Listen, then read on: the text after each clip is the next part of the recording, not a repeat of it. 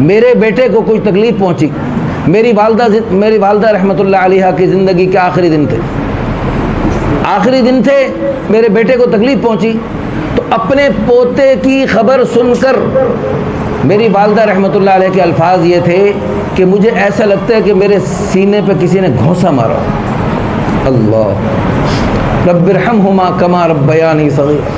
مل کے دعا رب ارحمہم، سب جمع کری تھے۔ ویسے رب ارحمہما اپنے دو والدین کے لیے، کما ربیانی صغیرا، لیکن رب ارحمہم یا اللہ ہم سب کے والدین کے لیے، اور والدین کے ساتھ ہم اپنے دادا دادی نانا نانی کی بھی نیت فرما لیں کہ ہماری تربیت میں پرورش میں ہمارے والدین کے ساتھ ساتھ ہمارے والدین کے والدین کا بھی پورا حصہ ہوتا ہے۔ تو جہاں اپنے والدین کو یاد کریں، اپنے والدین کے والدین کی بھی وہ محنتیں مشقتیں یاد کریں، وہ یاد کریں کیسے ہمارے نانا نانی نے، ہمارے دادا دادی نے ہم پر احسان کیے۔ حل جزاء الاحسان الا الاحسان، احسان کا بدلہ احسان ہوتا ہے۔ احسان فراموش انسان اللہ کو پسند نہیں ہے۔ اس لیے بھائیوں، اپنے والدین کے احسانات کو ساری زندگی یاد رکھیں۔ یعنی بچوں کے ساتھ تو کیا، بچوں کے لیے میری والدہ کے الفاظ مجھے نہیں بھولتے کہ میرے بیٹے کی تکلیف سن کر، پوتے کی تکلیف سن کر فرمایا کہ مجھے ایسا لگتا ہے میرے سینے میں کسی نے گھونسا مارا ہے۔ تو بھائیوں، ہم کیوں بھول جائیں اپنے والدین؟ جب بھی دعا کا موقع ہے، یہ عید کا موقع ہے، یہ رمضان کے مبارک لمحات ہیں، کیسے ہمارے ساتھ سحری میں، افطاری میں، دعاؤں میں، عید کی خوشیوں میں شامل ہوتے تھے، تو ہم بھی ان کو انشاءاللہ ان خوشیوں میں یاد رکھیں، ان کے لیے دعائیں کرتے رہیں گے، اور انشاءاللہ رب ارحمہما کما ربیانی صغیرہ پیاری دعا کا ورد ہر وقت اپنی زبان پہ رکھیں گے۔ یہ سب دعا یاد کر لیں، قرآنی دعا ہے۔ وَقَضَىٰ رَبُّكَ أَلَّا تَعْبُدُوا إِلَّا إِيَّاهُ وَبِالْوَالِدَيْنِ إِحْسَانًا۔ اللہ نے توحید کا سب سے بڑا درس ہے، اس اسلام کا سب سے بڑا سبق توحید ہے کہ ایک اللہ کو مانو۔ رسول اللہ صلی اللہ علیہ وسلم صارے نبیوں کی دعوت توحید کی دعوت تھی۔ وَإِلَىٰ عَادٍ أَخَاهُمْ هُودًا قَالَ يَا قَوْمِ اعْبُدُوا اللَّهَ مَا لَكُم مِّنْ إِلَٰهٍ غَيْرُهُ وَإِلَىٰ ثَمُودَ أَخَاهُمْ صَالِحًا قَالَ يَا قَوْمِ اعْبُدُوا اللَّهَ مَا لَكُم مِّنْ إِلَٰهٍ غَيْرُهُ۔ سارے نبیوں کی ایک دعوت، یا ایھا الناس قولوا لا الہ الا اللہ تفلحوا۔ تو توحید کی دعوت، توحید کا سبق انسانیت کے لیے سب سے بڑا سبق ہے۔ تو اللہ نے قرآن کریم کی اس آیت کریمہ میں توحید کے سبق کے فوراً بعد وبالوالدین احسانا، والدین کے ساتھ احسان کا حکم فرمایا۔ اور والدین، ان اللہ یأمر بالعدل والاحسان، ہر جمعے میں خطبہ صاحبان خطبہ جمعہ میں یہ آیت کریمہ پڑھتے ہیں کہ اللہ عدل اور احسان دونوں کا حکم کرتے ہیں، لیکن والدین کے ساتھ جب بھی اللہ نے فرمایا عدل کا نہیں فرمایا ہے جی۔ وَوَصَّيْنَا الْإِنسَانَ بِوَالِدَيْهِ إِحْسَانًا، کہیں فرما رہے ہیں وَوَصَّيْنَا الْإِنسَانَ بِوَالِدَيْهِ حُسْنًا، ہیں جی احسان کرنے ہیں۔ عدل یہ ہے کہ اس نے 20 سال تمہاری خدمت کی، تم بھی 20 سال خدمت کر دو، نہیں اس سے بڑھ کر کرو، احسان کرو۔ عدل یہ کہ جتنا اس نے کیا اتنا تم کر دو، احسان یہ اس سے بڑھ کر کرو۔ کوئی بے وقوف اولاد کہہ سکتی تھی کہ 20 سال باپ نے خدمت کی، ہم بھی 20 سال خدمت کر کے پھر ہماری چھٹی۔ عدل نہیں ہے، احسان کرنا ہے تو نے، اگر تجھے 30 سال خدمت کرنی پڑی کر۔ تو وَقَضَىٰ رَبُّكَ أَلَّا تَعْبُدُوا إِلَّا إِيَّاهُ وَبِالْوَالِدَيْنِ إِحْسَانًا إِمَّا يَبْلُغَنَّ عِندَكَ الْكِبَرَ أَحَدُهُمَا، اگر ان دو والدین میں سے ایک کوئی بڑھاپے میں تیرے سامنے آ گیا اور تجھے خدمت کا موقع مل گیا، او کلاہما، یہ دونوں بوڑھے تیرے اللہ پاک نے ان کو خدمت کی سعادت تجھے بخشی ہے، فلا تقل لہما اف، تو بڑھاپے میں ان کی خدمت کرتے ہوئے، ان کے ساتھ زندگی بسر کرتے ہوئے تو نے اف تک نہیں کرنی، اف نہیں کرنی، کوئی کسی بات پر یہ کیوں کیا، یہ کیوں نہیں کیا، یہ نہیں کرنا۔ فلا تقل لہما اف ولا تنہرہما، ڈانٹنا نہیں، وقل لہما قولا کریما، بڑی نرمی سے بات کرنی، ایسے بات کرنی، مفسرین کرام اس کی تفسیر میں لکھتے ہیں ایسے بات کرنی ہے جیسے ظالم آپ بادشاہ ظالم آقا کے سامنے عاجز فرما بردار غلام بالکل جھک کے نرمی سے بات کرتا ہے، ایسے تو نے والدین کے سامنے بات کرنی۔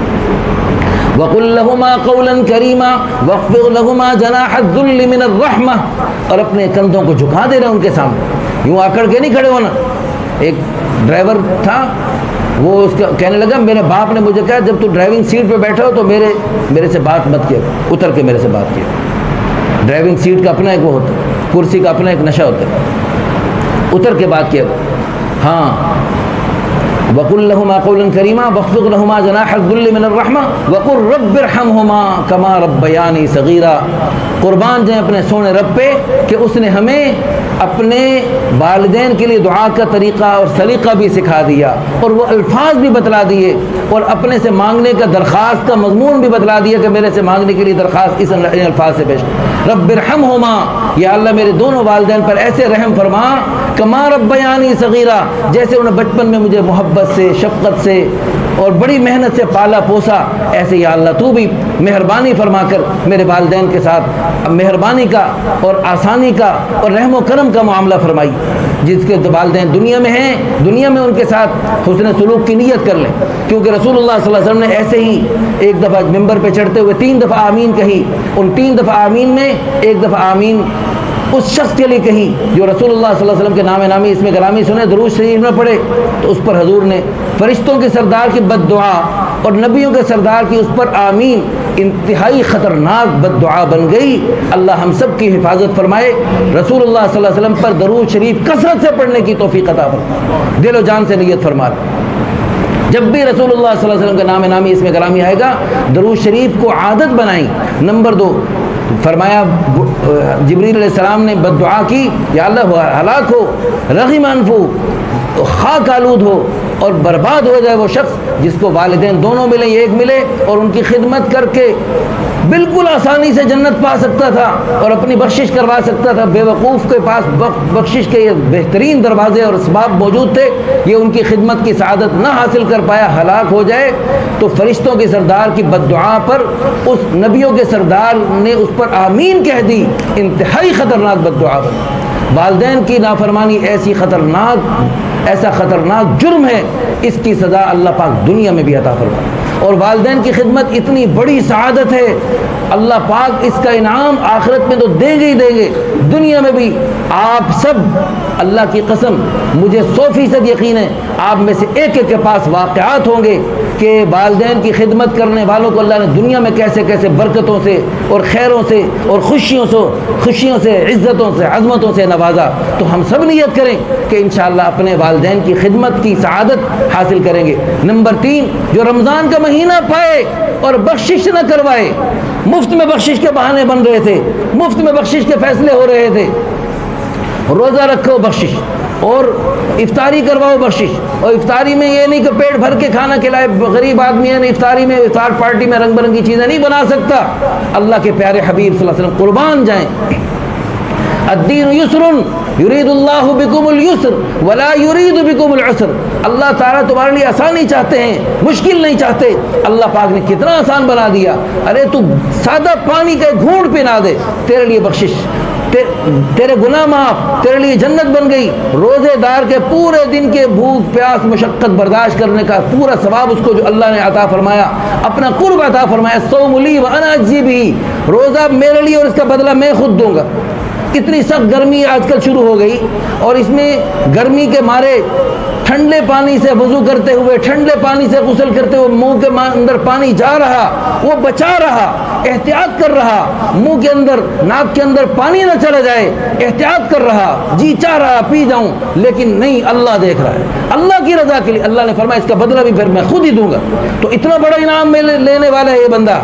روزے دار خود، لیکن آپ نے اس کو ایک کھجور کھلا دی، آدھی کھجور کھلا دی، ایک گھونٹ پانی پلا دیا، ایک گھونٹ لسی پلا دیا، اللہ پاک آپ کو روزے دار کے پورے دن کے اجر و ثواب جیسے اس کو ملے گا، اس کے اجر و ثواب میں کمی کیے بغیر اللہ اتنے کو اتنا ثواب تجھے عطا فرمائے۔ اللہ بڑے، اللہ کے خزانے بڑے، اللہ کے دینے کے بہانے بڑے، اللہ کے دینے کے پیمانے بڑے، اللہ کی رحمت کا دریا جوش میں تھا، اور یہ بدبخت بے وقوف اس ماہ مبارک میں بھی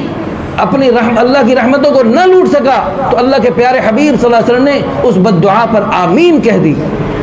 اللہ ہم سب کو معاف فرمائے۔